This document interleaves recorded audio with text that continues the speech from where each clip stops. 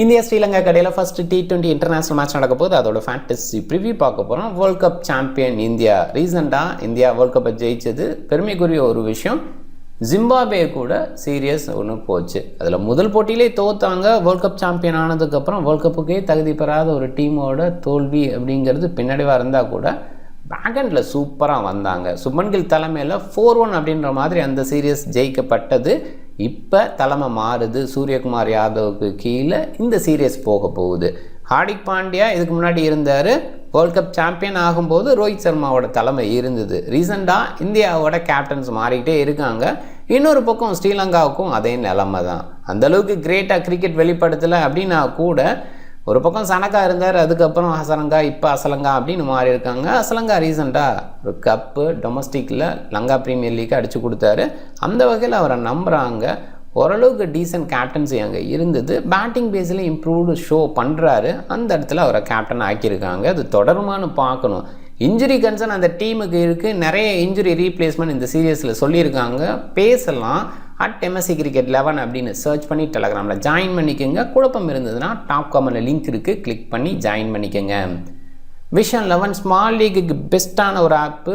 Regular giveaways கொடுக்குறாங்க. இன்றைக்கி டேக்கு 50,000 giveaway கொடுத்துருக்காங்க. ஏகப்பட்ட ஃபெசிலிட்டிஸு, ஏகப்பட்ட ஃபார்மேட்ஸ் இருக்குது. பயன்படுத்திங்க. விஷன் 11 இன்ஸ்டால் பண்ணலைன்னா டாப் காமெண்டில் லிங்க் இருக்குது, கிளிக் பண்ணி இன்ஸ்டால் பண்ணி என்னோடய ரெஃபரல் கூட பயன்படுத்த மறக்காதீங்க. பள்ளைக்கலை இன்டர்நேஷ்னல் கிரிக்கெட் ஸ்டேடியம் பள்ளைக்கலையில் தான் இந்த மேட்ச்சு. மழை இல்லை அப்படிங்கிற ஃபோர்காஸ்ட் இந்தியா டைம் படி 7 மணிக்கு ஸ்டார்ட் ஆகுது. 22 மேட்ச், டோட்டலாக 23. ஒரு நோ ரிசல்ட் மேட்ச், அதை விட்டுருவோம். பேட் ஃபஸ்ட்டுக்கு 12 வெற்றி, 8 சேசிங் வெற்றி, 2 டை மேட்சஸும் இருந்திருக்கு. ஹை ஸ்கோரிங் வென்யூவாக பள்ளைக்கலை. ரீசெண்டாக மேட்சஸ் அவ்வளோவா நடக்கலை. இன்டர்நேஷ்னல் லெவலில் யோசிக்கும்போது 2016க்கு அப்புறம் ஒரே ஒரு மேட்ச் நடந்திருக்கு. அந்த லெவல்லையே இந்த ஆவரேஜ் வந்து 173. ஏன் அந்த லெவலில் நான் சொல்கிறேன்னா 2016 அந்த ரேஞ்சில் ஒரு மீடியம் ஸ்கோர் தான் T20யில் எதிர்பார்க்குறோம். மாடர்ன் டே கிரிக்கெட் அப்படின்னு பார்க்கும்போது ஓரளவுக்கு ஒரு 4-5 இயர்ஸ் இந்த ரேஞ்சில் தான் பெரிய பெரிய ஸ்கோர்ஸ் எல்லாம் T20யில் வந்துக்கிட்டு இருக்குது. அந்த மாதிரி ரேஞ்சிலே இந்த ஆவரேஜ் 173 அப்படிங்கும்போது இது பயங்கர பெல்டராக இருந்திருக்கு. நிறைய ஸ்கோர் இன்றைக்குமே வரும் அப்படிங்கிற எதிர்பார்ப்பு. ஆஸ்திரேலியா 263க்கு 3 அப்படிங்கிற அந்த ஹை ஸ்கோரை இங்கே பதிவு பண்ணியிருக்காங்க. சூப்பரான ஒரு விஷயம். 314 T20யோட ஹையஸ்ட் ஸ்கோர் நேபாள் மங்கோலியாவுக்கு அகெயின்ஸ்ட் அடிச்சிருக்காங்க. அதெல்லாம் பெருசாக நம்பரை எடுத்துக்க முடியாது. நான் சின்ன டீம் அப்படின்ற அந்த பேஸில் அங்கே யோசிக்கணும். பட் பெரிய டீம்ஸு இந்த ஸ்கோரை பண்ணுறாங்க 263/3 அப்படிங்கும்போது இந்த ட்ராக்கு சூப்பரான பேட்டிங் ட்ராக் அப்படின்னு தான் சொல்லணும். அதுலேயுமே நியூசிலாந்து 88க்கு 10 அப்படின்னு லோ ஆகிருக்காங்க. 150 பிலோவாக 5 டைம்ஸும் வந்திருக்கு. பட் 170 எபோவா 12 டைம்ஸ் வந்திருக்கு. 190 எபோவா 6 டைம்ஸ் வந்திருக்கு. இதை கொஞ்சம் மைண்ட் பண்ணிக்கோங்க. டெஃபினட்டாக இன்றைக்கி ஸ்கோர் பண்ணுற ட்ராக்காக கொடுப்பாங்கன்னு எதிர்பார்க்குறோம். ரீசெண்டாக நிறைய ஸ்கோர் பண்ணுற ட்ராக்கை என்கரேஜ் பண்ணுறாங்க. க்யூரேட்டர்ஸும் அந்த மாதிரி தான் ப்ரிப்பேர் பண்ணிகிட்ருக்காங்க. இங்கே எதிர்பார்க்குறது ஹை ஸ்கோரிங் கேம். இங்கே 3 செஞ்சுரிஸ் வந்திருக்கு ஆல்ரெடி. மேக்ஸியோட 145 நாட் அவுட் அப்படின்ற அந்த ஸ்கோர் ஹை ஸ்கோராக இருந்திருக்கு. 35 முறை 50+ வந்திருக்கு. அதனால் கண்டிப்பாக வந்துட்டு நிறைய ஸ்கோர் வரும் அப்படிங்கிறத மறக்க தேவையில்லை, மறுக்க தேவையில்லை.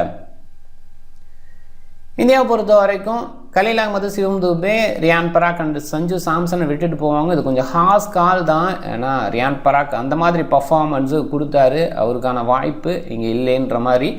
அதே நேரத்தில் சஞ்சு சாம்சனை எடுப்பாங்க, ஆனால் 11க்குள்ளே வைக்க மாட்டாங்க அப்படின்னு சொல்கிற மாதிரி தொடர்ந்து இந்த மேட்சும் இருக்குன்னு தோணுது. சிவம் துபே ஸ்பின்னர்ஸுக்கு எகெயின்ஸ்ட் நல்லா பண்ணுவார். ஓரளவுக்கு ஹேண்டியாக பவுலிங்லேயே இருப்பார். பட் ரிங்கு சிங்கா, சிவம் துபேவான்னு பார்த்தா ரிங்கு வந்து அந்த பதட்டம் இல்லாத கேமு, ஒரு மெச்சூர்டாக விளையாடுற ஃபீல் இருக்குது. சிவம் துபே பெட்டராக விளையாடுறாரு அகெயின்ஸ்ட் ஸ்பின் அப்படின்னு சொன்னால் கூட அந்த மெச்சூரிட்டி இல்லாத ஃபீல் இருக்குது. கொஞ்சம் இம்ப்ரூவ் பண்ணியிருக்காரு, இல்லைன்னு சொல்லலை. பார்க்கணும். இல்லை சிவம் துபே வச்சுக்கலாம். ஏன்னா ஸ்பின்னர்ஸ் நிறையா இருக்காங்க ஸ்ரீலங்கா சைடு அப்படிங்கும்போது சிவம் துபே நல்ல choice. But Rinku much better சாய்ஸாக நான் ஃபீல் பண்ணுறேன். Khaleel Ahmed left arm fast, பாசிபிளாக அவர் வெளியிலேருந்து தான் தோணுது. கில், ஜெய்ஸ்வால் ஓப்பன் பண்ணுவாங்க. சுப்மன் கில்லை பொறுத்த வரைக்கும் ஓரளவுக்கு டீசன்ட் ஃபார்ம்னு சொல்லலாம். ஜெய்ஸ்வால் செம ஃபார்மில் இருக்கார், செம டச்சில் இருக்கார். ரிசர்வ் பண்ணிட்டு செம்ம கம்பேக்கு. ஒரு இன்ஜுரி, அதுக்கப்புறம் வேர்ல்ட் கப்புக்குள்ளே வர்றப்ப என்ன மாதிரி கேம் விளாண்டார், வேறு லெவல். கண்டிப்பாக வந்து அப்ரிஷியேட் பண்ணி ஆகணும். அவரோட அந்த வில் பவர் அப்படிங்கிறது வேறு லெவல்னு தான் சொல்லணும். சூரியகுமார் லீட் பண்ண போகிறாரு, எப்படி பண்ண போகிறாரு, என்ன மாதிரி அப்ரோச்சாக எடுத்துக்க போகிறாரு பார்க்கணும். அது இன்ட்ரெஸ்டிங்காக இருக்கும். Hardik Pandya right arm medium, அவரோட ஃபஸ்ட் மேட்ச்சு எப்பயுமே ஸ்பெஷலாக இருக்கும் ஒரு சீரியஸில். ரிங்குவோட லெஃப்ட் ஹேண்ட் பேட்டிங்கு பயங்கர ஃபினிஷிங் கொடுத்துட்ருக்காரு ரீசெண்ட் டேஸில். அக்ஸர் வேர்ல்ட் கப்பில் இன்க்ளூட் பண்ணது ஒரு சிறப்பான விஷயமாக பார்க்கப்பட்டுச்சு. அக்ஸர் இன்க்ளூஷன் அப்படின்றதில் எதுக்கு இன்னொரு லெஃப்ட் ஆர்ம் ஸ்பின்னர் ஏற்கனவே ஜடேஜா இருக்கார். ஜடேஜா மேலே தான் எதிர்பார்ப்பு அதிகமாக இருந்தது, அக்ஸர் மேலே அவ்வளோ எதிர்பார்ப்பு இல்லை. ஆனால் வேர்ல்ட் கப்பில் அக்ஸர் இருந்து வேறு லெவல் செஞ்சார் அப்படின்னு தான் சொல்லணும். கிட்டத்தட்ட வேர்ல்ட் கப் உள்ளே வந்ததுக்கு முக்கியமான காரணம் இன்னும் சொல்லப்போனால் நிறைய மேட்சஸ்ஸு ஏர்லி விக்கெட்ஸ் விழுந்தப்போ கூட இவர் மேலே ஒரு லெஃப்ட் ஹேண்ட் பேட்டராக சைன் பண்ணி எடுத்துகிட்டு போனார். அந்த மாதிரி ஒரு குவாலிட்டி ஆல்ரவுண்டராக வேர்ல்ட் கப்பில் தெரிஞ்சார். இனிமேல் வர காலங்கள்லையும் தெரிவார் அப்படின்னு தான் தோணுது. Washington left hand batting top ஆர்டரில் டொமஸ்டிக்கில் நல்ல சக்ஸஸ் கொடுத்துருக்காரு. பேட்டிங் பேஸில் அந்த குவாலிட்டி இருக்குது. பட் டீசென்ட் ஆல்ரவுண்டராக பார்க்கலாம். ஆஃப் பிரேக் பவுலிங் சூப்பராக கொடுக்குறாரு. Ravi Bishnoi leg break, googly தான் அவரோட ஸ்பெஷல் பால், அதுதான் கண்டினியூவாக போடுவார். அஸ்தீப்போட லெஃப்ட் ஆர்ம் மீடியம் நல்லா இருக்குது. பட் கண்டிப்பாக இன்னும் கொஞ்சம் இம்ப்ரூவ் பண்ணி ஷோ பண்ணணும். கொஞ்சம் நர்வ்ஸ் இருக்குது. இப்போ லெஃப்ட் ஆர்ம் பேஸை அவர் மட்டும்தான் அப்படிங்கிற மாதிரி ஒரு இடத்துல இருக்குது. கலீல் அகமது இன்னொரு சைடு இருக்கார். இருந்தால் கூட அவருக்கு அப்புறம் அஸ்தீப் சைடு ப்ரிஃபர் அப்படிங்கிறது இருக்குது. முகமது சமி இந்த மாதிரி பவுலர்ஸுக்கு அவ்வளோவா ப்ரையாரிட்டி கொடுக்க முடியல. அதுக்கு காரணம் அவரோட இன்ஜுரி கன்சர்ன் அப்படின்ற அந்த மாதிரி இடத்துல அஸ்தீப் கொஞ்சம் கான்ஃபிடென்ட்டை கெயின் பண்ணுறாரோ அப்படின்னு தோணுது. முன்னாடி நிறைய போட்டி இருந்தது, இப்போ போட்டி குறைவாக இருக்கிறதுனால அவர் கொஞ்சம் பெட்டராக பண்ணுற ஃபீல் இருக்குது. சிராஜோட right arm fast, decent new ball bowling, எண்டோரில் கொஞ்சம் ரன்ஸுக்கு போவார். இருந்தால் கூட ஸ்ரீலங்காவுக்கு எகென்ஸ்டாக ஒரு நம்பர் ஜென்ரலாக நல்லாயிருக்கும், அது இருக்குன்னு பார்க்கலாம். ஸ்ரீலங்கா லங்கா பிரீமியர் லீக் முடிஞ்சதுக்கப்புறம் அதுலேருந்து சில பிளேயர்ஸை இன்க்ளூட் பண்ண முயற்சி பண்ணியிருக்காங்க. அங்கே நல்லா பர்ஃபார்ம் பண்ண பிளேயர்ஸை இன்க்ளூடும் பண்ணியிருக்காங்க. Wickramasinghe left arm batter right arm medium, middle ஒரு ஹேண்டி ஆல்ரவுண்டராக நல்ல ஃபினிஷராக பேட்டிங்லேயே இருந்தார். சில நேரங்களில் பார்ட்னர்ஷிப் பிரேக்கராகவும் இருந்தார், நல்லா பவுலிங் கொடுத்தாரு. அவருக்கான ஒரு வாய்ப்பு கிடைக்குமா பார்க்கணும். துனித் வெள்ளலகே அண்டர் ரேட்டட், கண்டிப்பாக அண்டர் ரேட்டட்னு சொன்னேன். ஏன்னா தீக்ஷனா ஹசரங்கா 2 பேர் ஸ்பின்னர் பேஸில் இருக்கிறதுனால வெள்ளலகேக்கான வாய்ப்பு கிடைக்க மாட்டேங்குது. சூப்பர் ஆல்ரவுண்டர், நல்ல பர்ஃபார்மன்ஸு ரீசெண்டாக ஐபிஎல்லில் கொடுத்தாரு. குசல் ஃபெராரே டாப் ஆர்டரில் opening batter, left hand batter, centuries எல்லாம் அடித்தார். ஸோ அந்த பேஸில் அவருக்கு ஒரு வாய்ப்பு மறுபடியும். Binura Fernando super bowler, but unfortunate அவர் வந்ததுக்கப்புறம் இன்ஜுரியாக இருக்கார், ஜஸ்ட் இன்ஜுரி அப்படின்ற அந்த இன்ஃபர்மேஷன் இருக்குது. அதனால் அவர் கண்டிப்பாக அவைலபிள் கிடையாது. தினேஷ் சண்டிமல் டாப் ஆர்டரில் நல்லா பர்ஃபார்மன்ஸ் கொடுத்தாரு. மறுபடியும் இங்கே ஸ்ரீலங்கா டீமோட ஜாயின் பண்ணுவாரா, 11ல் இருப்பாரா அப்படிங்கிற கேள்வி இருக்குது. பாசிபிளாக இந்த 11 இருக்குங்கிற எதிர்பார்ப்பு.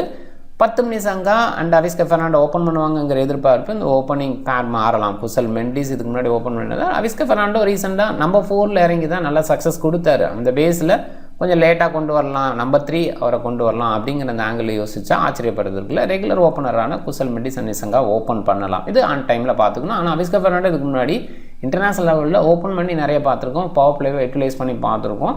அண்ட் அப்ரோச் சரிதா சலங்காவோடது, சரிதா சலங்காவோட கேப்டன்சி அப்படின்றதுனால பாசிபிளாக அவிஸ்கா ஃபெர்னாண்டோவை நம்பர் 4 நம்பர் 3 கொண்டு வரதுக்கான வாய்ப்பு இருக்குது. அப்போ நம்பர் 4 வர மாதிரி இருந்தால் கம்யூனிமெண்டிஸ் நம்பர் 3க்கு போவார். கம்யூனிமெண்டிஸ் ரீசெண்டாக நல்லா பேட்டிங் பர்ஃபார்மன்ஸ் ஓரளவுக்கு ஸ்டார்ட் கொடுக்குறாரு. பெரிய இன்னிங்ஸாக கன்வெர்ட் பண்ணி அதை கொண்டு போகிறது குறைவாக இருக்குது.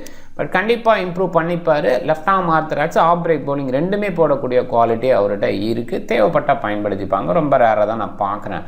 டசன் சனக்கா பாசிபிளாக நியூ பால் எடுத்து வீசலாம். நியூ பால் பவுலர் அப்படின்ற இடத்துல மதுசங்கா, அவிஸ்கா ஃபெர்னாண்டோ, இன்னும் சொல்லப்போனால் அசிதா ஃபெர்னாண்டோ, இன்னும் சொல்லப்போனால் மகிசா தீக்ஷனா இவங்கெல்லாம் இருக்காங்க. இருந்தால் கூட சனக்கா நியூ பாலில் நல்லா வீசினதை பார்த்தோம் ரீசனான அந்த எல்பிஎல்லில்.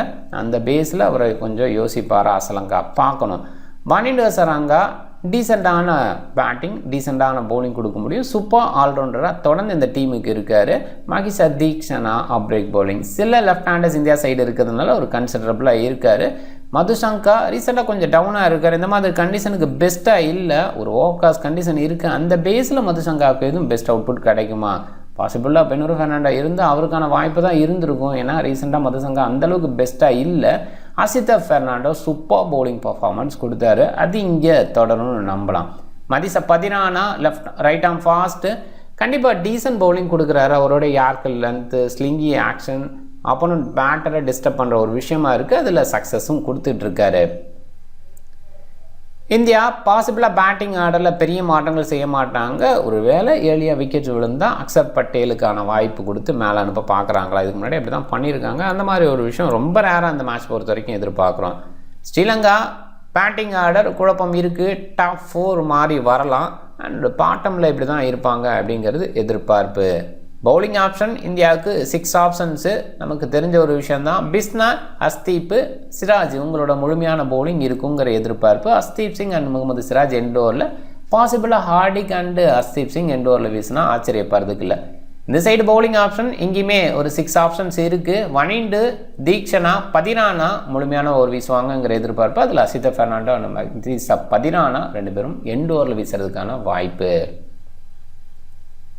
ஜிஎல் பிக்குன்னு பார்க்கும்போது சரித்த சலங்காவை குறைவாக பிக் பண்ணியிருக்காங்க. ஒருவேளை டாப் ஆர்டர் கொலாப்ஸ் ஆகிறதுக்கான வாய்ப்பு அதிகம் தான். ஏன்னா அஸ்தீப் பிவலி பால்ஸு கொஞ்சம் ஸ்விங் கிடச்சுன்னா வேறு லெவல் பண்ணிடுவார்.